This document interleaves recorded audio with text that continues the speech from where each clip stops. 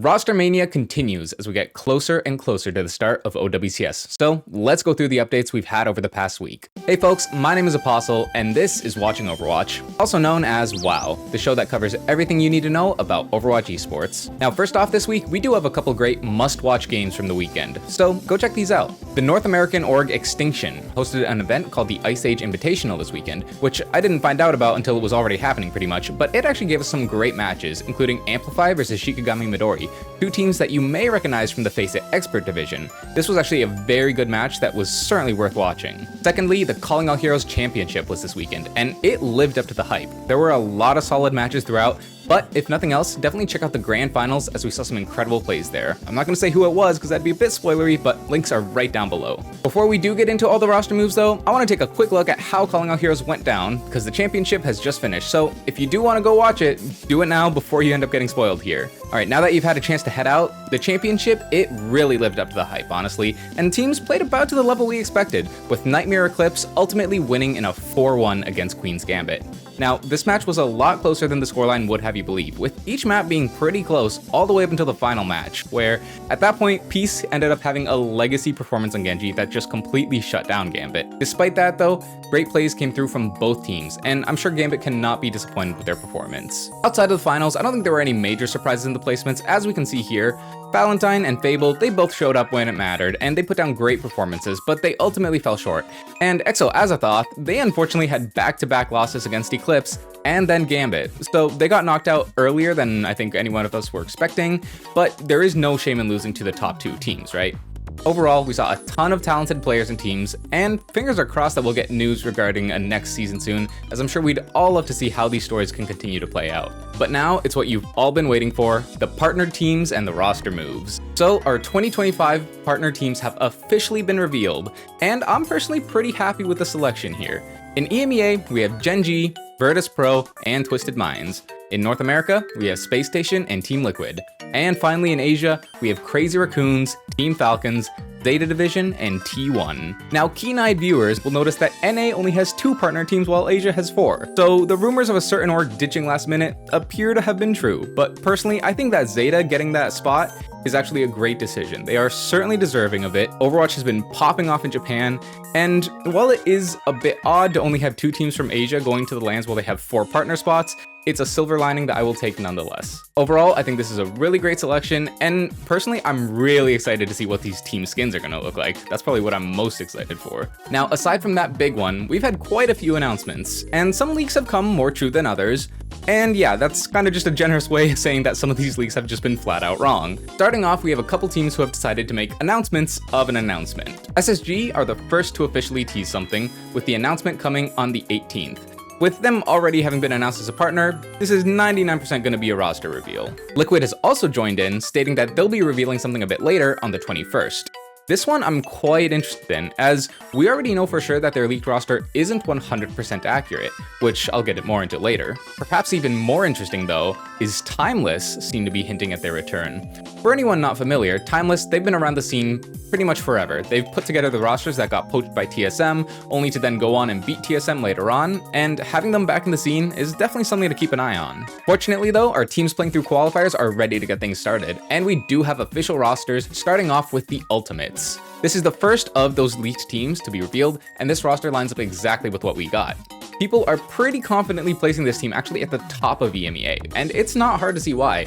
You have legendary players on pretty much every role, and you'd expect only the partner teams to be able to compete with these guys, but even then, this roster may still have the upper hand.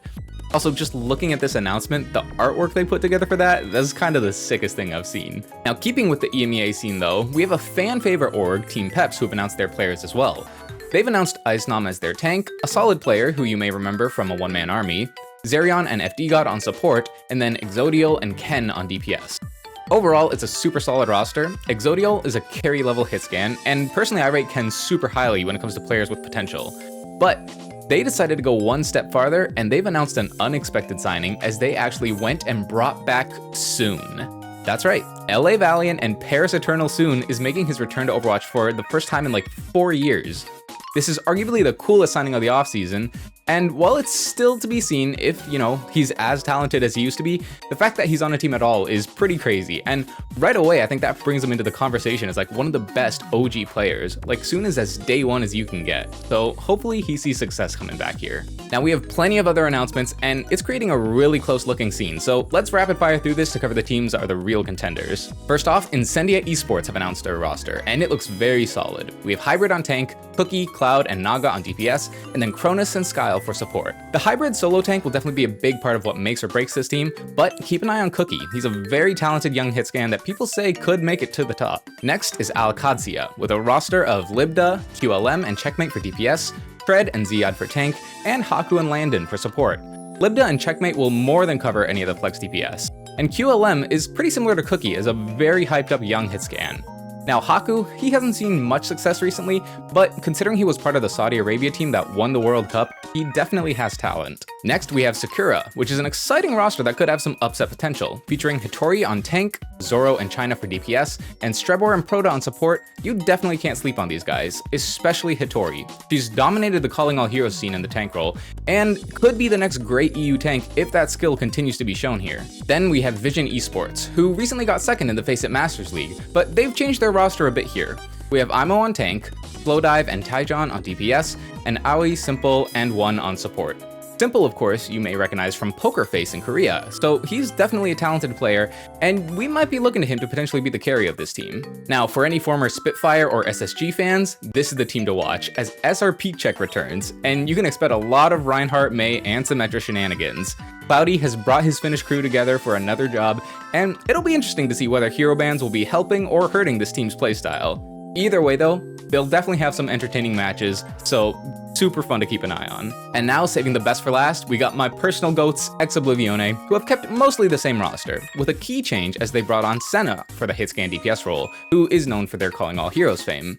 I think this is a great move, as you already have a great core that's growing and improving, with Skytor being a really promising tank, SXJ being a very flexible DPS, and the Captain Prash to Kuno backline never disappoints. I mean, after all, he's like the best brig in EU. How could you go wrong keeping him? There though, that wraps up the names to keep an eye on for EU, so now let's move over to talking about North America, where there's still quite a few solid teams, though maybe less big names. Alright, so despite what things looked like last episode, it actually turns out that Nightmare have returned, as they're the first big announcement we have for North America. They've kept Clear, Zira, Lethal, and Admiral, and they've added Kuffa, Vision, and Ultraviolet to the roster. Personally, I'm a huge fan of that tank line. I think that's super solid, but more than that, Lethal may actually finally get to be a starter now that Seeker's gone. Lethal has had so many carry performances in his time, but he plays so little, it's almost criminal, and I'm excited to see him back. Overall, a very strong team that should absolutely be able to compete with those partners. Now again, same thing, let's rapid fire the rosters that do look like they could be strong competitors. First off, Rad Esports, with Painkiller and Zeb on tank, Chronic, King, and Peace on DPS, and Lep and Z's on support. In the right meta, I think this is a very strong team, and their flex DPS in particular is nasty. Peace is one of the better Genjis in NA, and King is well known as a top player, so there should be very few gaps in this team. And also, this team kind of seems to be carrying on the Citrus Nation spirit, so right away I'm a fan of that. Next, we have Avidity, who have also kept the majority of their roster, but this time, Bun is actually out, and we have Zomba and NVM in. Zomba has a lot of hype surrounding him as a young rookie, and NVM is similar as a player who's still maybe unproven at the top level, but I think does have a lot of potential. With Wub and Falls still there, and the stellar support line of Nunwai and Scuffed, this team should definitely be able to achieve some success. Following up, we have O3 Splash back yet again, with a roster that's actually pretty intriguing here. We have Rhino and False on tank, Jutsu and Talisman on DPS, and Jubi and Hanbei on support. That tank line in particular really interests me, and I'm excited to see that in action. There was a time when people thought Rhino could maybe be like the next Infected, and I think that dream could still be realized. Between him and False, there shouldn't be any weak spots when it comes to that role. Then we have Supernova, which is the team formerly known as Dreamland. This team also has made no real changes, which I think could give them a potential head start over some of these other teams that have actually switched things up. Remember, Dreamland is the team that actually knocked out NRG in Stage 4 last year, and they always look incredibly solid.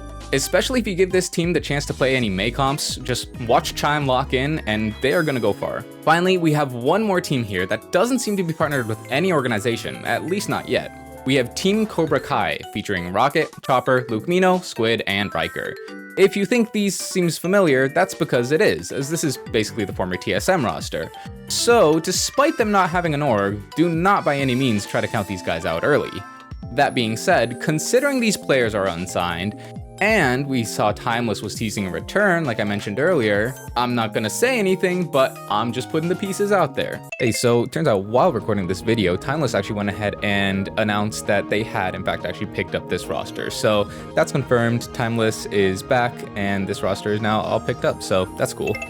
Now, our last region with a couple rosters worth covering, it's Korea. Starting with Crazy Raccoon's official announcement, which is that their team has made no changes. Same roster going into 2025. So that means the leaks were wrong. Shu is going to be remaining here, and they're going to be as strong as ever. That being said, it does kind of make you wonder that if Shu's staying here, what's going to be happening with Falcons? I don't know. Next, we have Zeta, who are also keeping the same roster, and likewise, in the process, disprove a leak, as it looks like Pelican is going to be staying with them. Definitely expect these guys to keep punching up though. Personally, I rate them pretty highly, and I'm excited to see what they can do this year. Outside of the partners, we have Pokerface's new roster. They've announced a roster with Dart, Alien, and Splint on DPS, Heiser and Guruem on tank, and Donghun and Missen on support. Now, in such a powerhouse region, this team may seem a little weak, but knowing Pokerface, I'm sure they'll be able to still find some success. And there are definitely some pieces of this team that could end up really proving themselves as big names. The support line, I think, may even be there already. I'm expecting them to be very solid. Next, we have Vesta Crew, VEC, coming back here with a roster that has one super interesting thing, which is the fact that Architect is here. Architect is, of course, the player from Hangzhou Spark, San Francisco Shock, and we last saw him play back in the G-Star Cup, and he looks solid, so now back in a real competition, it's pretty exciting. Back in the day, he was certainly considered one of the best and most flexible to ever play the game, right? And he might be just what VEC needs to drive them to new heights. Outside of him, Finally and Wu-Chan have joined the roster, who I'm not super familiar with personally, but I'm excited to see how VEC plans to make use of these new pieces to hopefully punch up a bit more this year. And finally, that covers all the important roster announcements. Now, keep in mind, there have actually been a lot more, but we can't cover every Tier 3 team with a Twitter account. We'd be here all day if that was the case. That being said, some of those teams do have some impressive talent, so don't discount them. And who knows what we might see pop up from the new gen rookie. Now, as always, here's what's happening that you should be keeping an eye on. First off, the Pro Chaser Cup, like I mentioned last week, will have playoffs this weekend, January 17th to 19th, and these will be starting at 6 a.m. Eastern. Nice, bright and early games. This tournament is a great chance to see how Once Again is performing and what we can expect from certain teams and players in OWCS China. Of course, aside from that, we have the actual OWCS qualifiers for North America and EMEA, also going on in basically that same time frame. There are no official streams for this quite yet, as these are just the qualifiers, but there's plenty of player POVs and co-streams happening. So make sure you look around on Twitch and you'll definitely find a way to watch. After that finishes though, the start of the regular season will be right around the corner, so make sure you're ready for it. OWCS has published a viewer's guide that you can actually went out and put out a viewer's guide that will allow you to check out all the info you may need for that. With that though, we come to a close. Before we end though, I do have a quick thing to say, as thanks to all of you, the channel has passed the 1K subs mark, which is a huge personal achievement, and the community that we've got here is so much fun to be a part of. Now, some of you may already be aware from my stream, but I do have a Discord server that I want to bring to your attention, as going forward, I'll be making an effort to post all kinds of Overwatch news there and provide a better space for the discussion, as well as helping you guys stay up to date with tournaments and matches around the clock instead of once per week. I do still plan to use YouTube community posts for this as well when possible, but the Discord is much easier, so feel free to join that if it's something you're interested in. As always, links to everything I've talked about can be found right down below in the description, so check out there for all the details. It's been a very eventful week, with so many exciting names and rosters showing up here. Things are really starting to get hype. Let me know what you're most excited for in the comments down below, and maybe what team you plan on getting the skins for. With all this news and the qualifier matches happening, there is a ton to keep track of, but if you aren't able to, there's no need to worry, since that's what I'll be here for. Thank you all so much for watching, and have a great week.